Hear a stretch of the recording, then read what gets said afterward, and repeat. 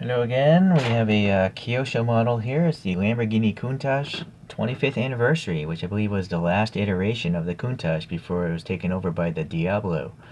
So it didn't come with any packaging. It just came on the stand. I took it off already. So I don't know what collection this came from, what Lambo collection. But we'll take a look anyways. Ideally, I would have gotten a better color as well. Gloss black tends to hide a lot of details, but I just don't see these come up on eBay too often, so I went with what I could find here. Alright. So you'll notice the styling of this thing is starting to look a lot like a Testarossa with all these fins and streaks and stuff. One thing you may not know is the styling of this vehicle was done by Horacio Pagani, the guy that happens to make exceptionally expensive road cars in his name, because he was the head of, I guess, the bodywork for Lamborghini for quite a while. So he restyled the Countach with all these new panels, and you'll see. Well, we'll compare it to the other Lambos that I pull out later, but it's interesting. I think it looks nice. It's a nice way to end the line of Countaches, I guess. Okay, so it was produced up until 1990, and then again, that's when the Diablo, I think, took over. It was possibly the very fastest Countach, and it did 0 to 60 in 4.7 seconds, and could go 183 miles per hour, supposedly.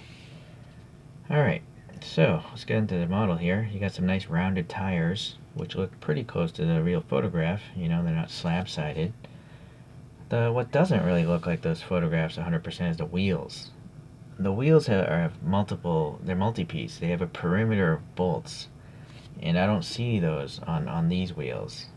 I don't see the tiny little bolts around their perimeter here. They got the general shape, but yeah, it's just not accurate. It's got 5 lug nut holes in the center, but it's simply not accurate to the photographs. Oh well. Alright, so now I'm noticing there's a little graphic right here. It's not legible, but it's interesting that they printed something there. Alright, and then you got some orange here for this little marker. The mirrors are casted in, kind of blobby. And then we got some black paint on the raised window molding. And unfortunately, Kyosho skipped the strakes here. There should be strakes right there. They have them here. So they just skipped out there. And there should be strakes right here. But Kyosho seemed to have passed on that, which is weird because I think they could have easily molded in some strakes. They put in grill details, so why couldn't they put in some details there? Alright, so the engine cover is also quite different from a normal Countach, the previous ones. It says Lamborghini right there. Wiper blade, raised and painted. Some clear plastic there. The Lambo crest here, let's see. It's pretty, yeah, it's alright. I mean, it's not legible. You're not going to read Lamborghini on something that small, but it looks like a bull, kind of. It also looks like there's a little molded in detail behind these little lights here. Silver paint for these lights. Some recessed vents. Nothing there. Okay. So with the big windshield, you can actually see some of the black molded details there. Alright, it's alright. Nothing too great, but nothing too bad either. Going to the back. I will note the bumper here that Pagani designed. It sticks out. I don't think the other ones did. They may have been flush or maybe not even non-existent, but this is another change that Pagani added to this car. The taillights are naturally different as well. Regular Lambos have this entire trapezoid shape filled in with, clear plastic, but this one is body colored, and then there's some rectangles here.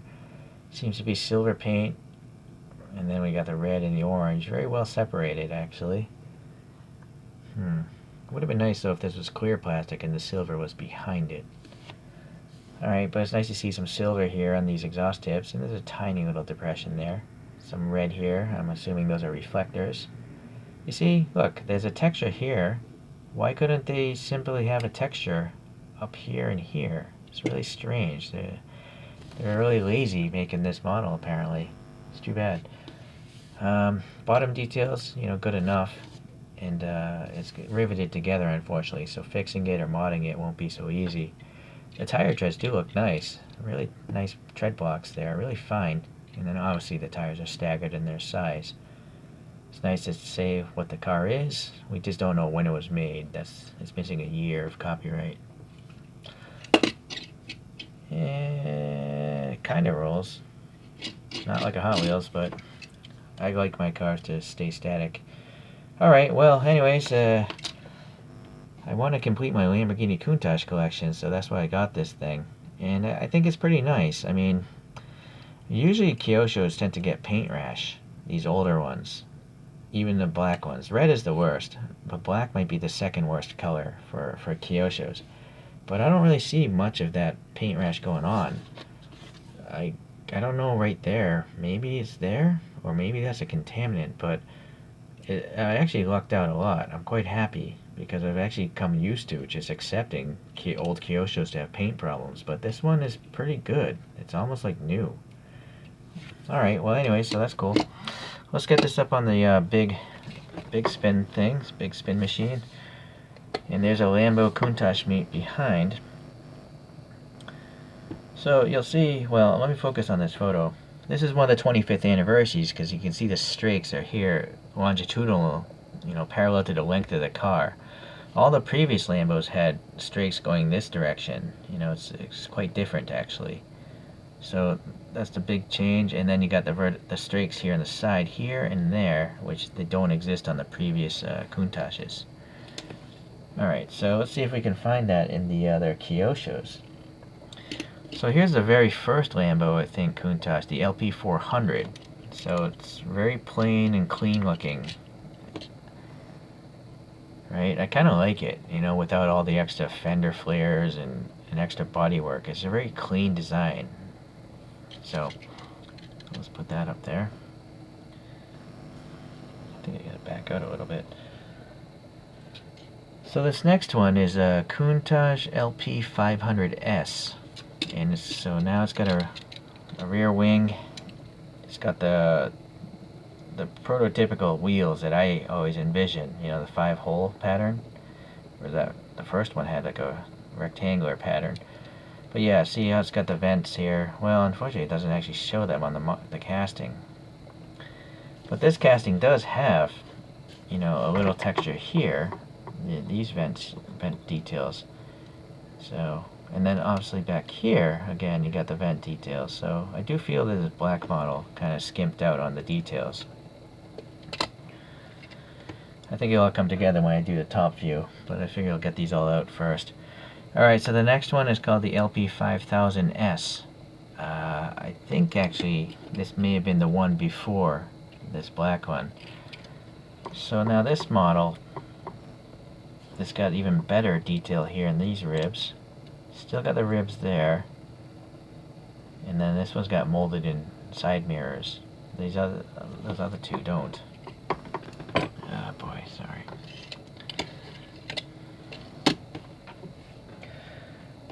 The last one I have for Countach is called the 500R. This is a one-off car that a Japanese person made, and there's a YouTube video on it somewhere. Just look up a 500R. I forget the story behind it though, to be honest with you. You'll see on that one the taillights, right, of that Countach is what you usually see. Alright. So the very last model I'm going to pull out is the Diabolo done up by Kyosho, the very first Diabolo. And now, this is what I'm kind of sadly used to with Kyosho. Look at this paint rash. Oh my goodness, this is just miserable. Eesh. So all the other ones aren't so bad, but this one, it's red, it's made by Kyosho, and it probably cost like $5 when it was new. So that's the only reason why I can kind of accept it. It wasn't a super expensive model in the first place. When you factor in how much this cost brand new, it's actually pretty nice. But by today's standards, it doesn't look so crisp. And we'll have to see if the new models of today hold up with the paint quality. We'll have to find out in 10 years. Okay, so let's get the top view here. So that is my Countach collection right now. All these models are made by Kyosho. I do like the fact that Kyosho will make the more obscure vehicles. I mean, this is literally just, there's only one car in the world that looks like that, and Kyosho managed to make it, so I think that's cool. Alright. So, even though Kyosho's, you're gonna have to accept that they have paint problems in many cases because they're usually like 10 to 20 years old. But I don't know, until some new manufacturer starts making these, there's really no other choice, to my understanding, right? If anyone makes a better Countach, please let me know. It's kind of weird that actually that I don't see any high-end resin brands making this car. It's such a legendary sports car. You would think that like one of those unethical resin companies would make one unlicensed. Alright, well anyways, today's video is about this guy, so let's let this guy spin up here on its own. So in summary, it's definitely missing a lot of details, mainly the vent strakes. But it's still a pretty cool model. And the wheels also aren't so great on this either. But other than that, you don't really have another choice, so I gotta live with it. I suppose if I waited for a better color that might have helped, but I'm actually lucky in this case that the black is not a total paint rash disaster. So, alright, well, I'm not sure if any other Lambo Countach videos will ever come.